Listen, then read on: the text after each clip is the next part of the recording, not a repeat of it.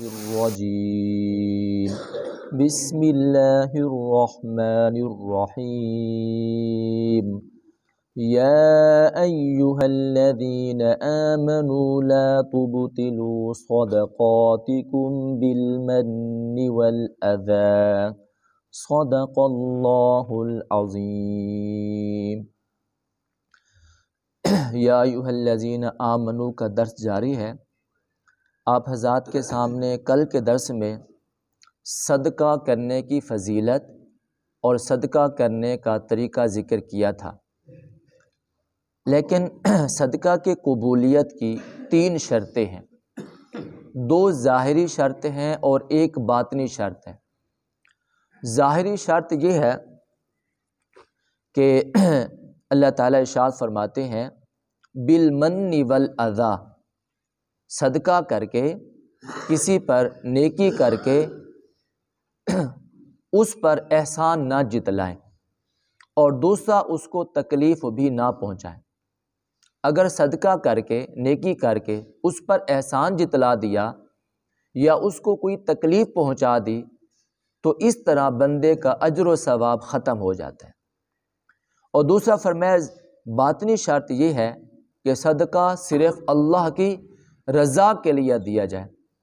اگر اپنی دولت مندی کے اظہار کے لیے یا اپنی سخاوت کو ظاہر کرنے کے لیے اگر کسی شخص نے صدقہ کیا ہے تو فرمایا اس کا بھی صدقہ قبول نہیں ہے۔ تو 2 ظاہری شرطیں ہیں اور ایک باطنی شرط ہے۔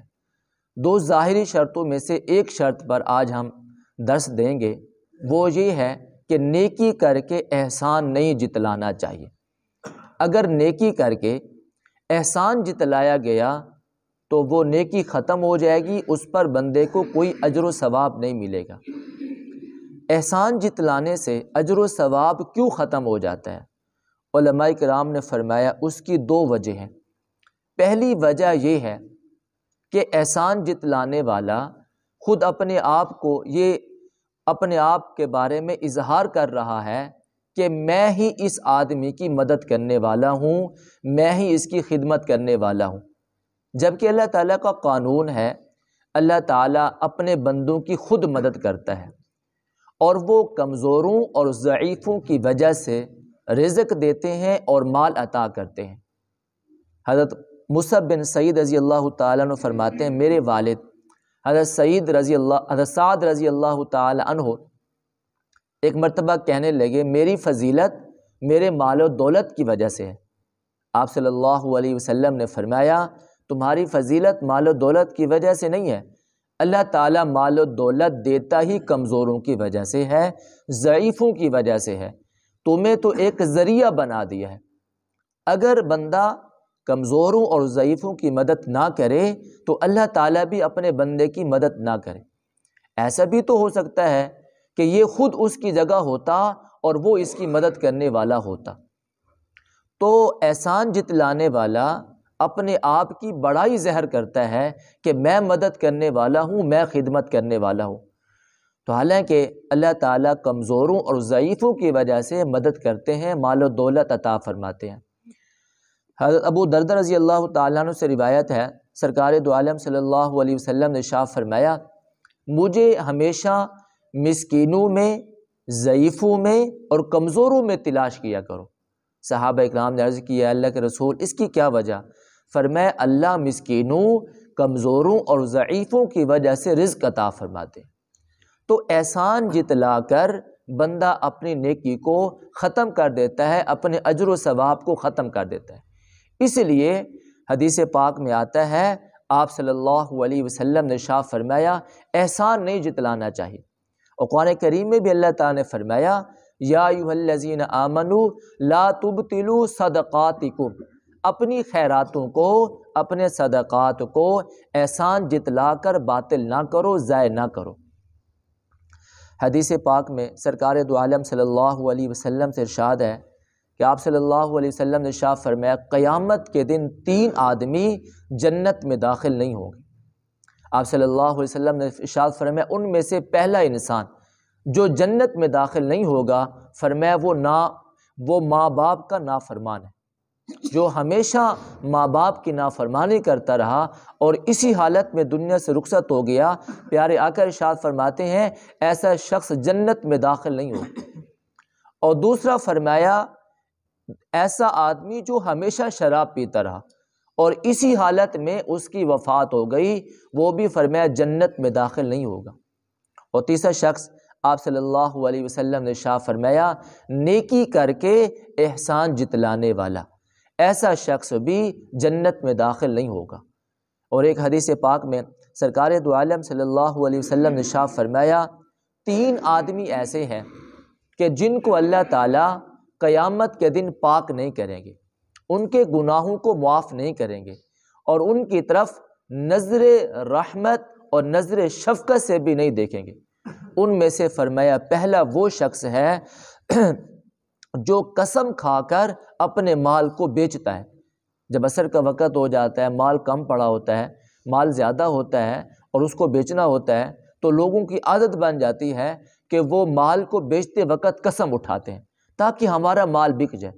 فرمایا جس نے اپنے مال کو بیچنے کے لیے جھوٹی قسم کھائی، فرمایا ایسا شخص اللہ رب العزت قیامت کے دن اس کی طرف نظر رحمت اور نظر شفقت سے نہیں دیکھیں گے اور اسے پاک نہیں کریں گے اور ایسے شخص کو جنت میں بھی داخل نہیں کریں گے۔ اور فرمایا دوسرا شخص جو تکبر اور بڑائی کی وجہ سے اپنی شلوار کو ٹخنے سے نیچے رکھتا ہے، اپنی چادر کو ٹخنوں سے نیچے رکھتا ہے، یہ اتنا بڑا گناہ ہے، یہ اتنی بڑی نافرمانی ہے، قیامت کے دن اللہ رب العزت ایسے شخص کی طرف نظر رحمت سے نہیں دیکھیں گے، نظر شفقت سے اس کو نہیں دیکھیں گے، یہ اللہ کی شفقت اور یہ اللہ کی رحمت سے محروم رہے گا۔ تیسرا شخص سرکار دو عالم صلی اللہ علیہ وسلم نے ارشاد فرمایا نیکی کر کے احسان جتلانے والا شخص بھی اللہ تعالیٰ کی نظر رحمت اور شفقت سے قیامت کے دن محروم رہے گا۔ یہ احسان جتلانا اتنی بری عادت ہے، صدقہ جیسی عبادت سے بھی بندہ ثواب سے محروم ہو جاتا ہے۔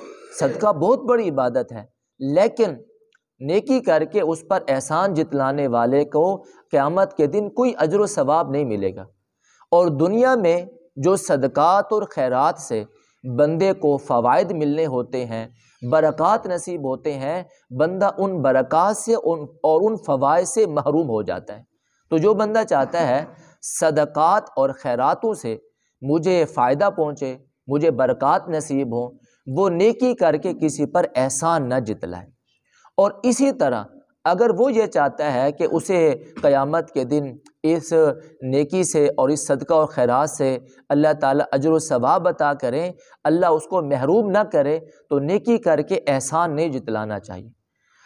تو اللہ تعالیٰ بھی ارشاد فرماتے ہیں یا ایھا الذین آمنوا لا تبطلوا صدقاتکم بالمن والاذی، نیکی کر کے صدقہ کر کے خیرات کر کے تم اپنے ان خیراتوں کو ان صدقات کو فرمایا کہ احسان جتلا کر اپنے ان صدقات کو باطل نہ کرو، اپنے اجر و ثواب کو ضائع نہ کرو۔ صدقہ اور ہوتا ہے، ہدیہ اور ہوتا ہے۔ ہدیہ کسی کو بھی دیا جا سکتا ہے اور صدقہ تو ضرورت مند کو دیا جاتا ہے۔ سرکار دو عالم صلی اللہ علیہ وسلم ارشاد فرماتے ہیں جب کوئی تمہیں ہدیہ دے تو تم بدلے میں اس کو ہدیہ عطا کرو۔ ہدیہ سے فرمایا کہ محبتیں بڑھتی ہیں، نفرتیں ختم ہوتی ہیں۔ آپ صلی اللہ علیہ وسلم کی عادت شریفہ تھی، سنت تھی، آپ کو کوئی ہدیہ دیتا تو اللہ کے نبی صلی اللہ علیہ وسلم اس کو بدلے میں ہدیہ عطا کرتے۔ اگر ہدیہ دینے کی اس وقت حاجت نہ ہوتی، کوئی چیز نہ ہوتی، تو آپ صلی اللہ علیہ وسلم اس کے لیے تعریفی کلمات کہہ دیتے کہ تم نے یہ صدقہ دیا ہے، اللہ تمہارے صدقے کو قبول فرمائے۔ آپ صلی اللہ علیہ وسلم شکریہ کے کلمات کہتے۔ ڈاکٹر عبدالحی صاحب ایک اللہ والے بزرگ تھے، ڈاکٹر بھی تھے اور ایک عالم بھی تھے، اللہ والے بھی تھے۔ آپ کی بھی یہی عادت تھی، اگر کوئی آپ کے پاس ہدیہ لے کر آتا تو آپ ہدیے والے انسان کی بڑی تعریف کرتے۔ بھائی مجھے اس چیز کی ضرورت تھی، میں بازار جانے والا تھا، میں یہ چیز لینے والا تھا، تم نے یہ چیز دے کر میری ضرورت کو پورا کر دیا۔ آپ صلی اللہ علیہ وسلم ارشاد فرماتے ہیں ہدیہ سے فرمائے آپس میں محبتیں بڑھتی ہیں اور نفرتیں ختم ہوتی ہیں۔ اور آپ صلی اللہ علیہ وسلم کی عادت شریفہ تھی، سنت مبارکہ تھی، آپ ہدیے کا بدلہ دیا کرتے تھے۔ تو ایک مرتبہ ایک آدمی آیا ڈاکٹر عبدالحی صاحب کے پاس، آ کر چپکے سے ہاتھ میں کچھ دینے لگا۔ آپ نے فرمایا تم یہ کیا کر رہے ہو؟ اس شخص نے کہا حضرت میں آپ کو ہدیہ پیش کر رہا ہوں۔ آپ نے فرمایا کیا تم نے چوری کیا ہے اس مال کو، یا چوری والا مال مجھے دے رہے ہو، یا میں چوری تم سے یہ چیز لے رہا ہوں؟ تو فرمایا ہدیہ کو سبھی لوگوں کے سامنے دینا چاہیے، اس کو چھپا کر کیوں دے رہے ہو؟ یہ ہدیہ ہے اور نبی کریم صلی اللہ علیہ وسلم کی سنت ہے، اور اسے لوگوں کے سامنے عیاں کرنا چاہیے، سبھی کے سامنے دینا چاہیے۔ تو آپ نے فرمایا آپ نے جو مجھے چھپا کر ہدیہ دیا ہے اس طرح نہیں دینا چاہیے۔ پھر آپ نے اپنے ہاتھ کھولے اور فرمایا تم بھی اپنا ہاتھ کھولو اور لوگوں کے سامنے یہ ہدیہ مجھے پیش کرو۔ یہ چوری کا مال تھوڑا ہے، اور میں تھوڑا چوری کر رہا ہوں کہ تم چھپا کر یہ مال مجھے دے رہے ہو۔ تو صدقہ کرنے سے اور ہدیہ کرنے سے محبتیں بڑھتی ہیں اور دوسروں کی ضرورتیں پوری ہوتی ہیں۔ تو دوسروں کی ضرورت پوری کر کے پھر اس پر احسان جتلانا یہ نیکی کو ختم کرنے والی بات ہے۔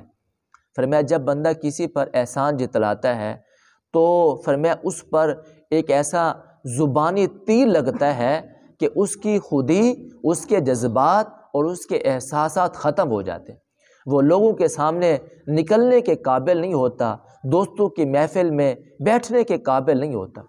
ایک طرح سے دوسرے آدمی کو ایذا دینا ہے اور تکلیف دینا ہے۔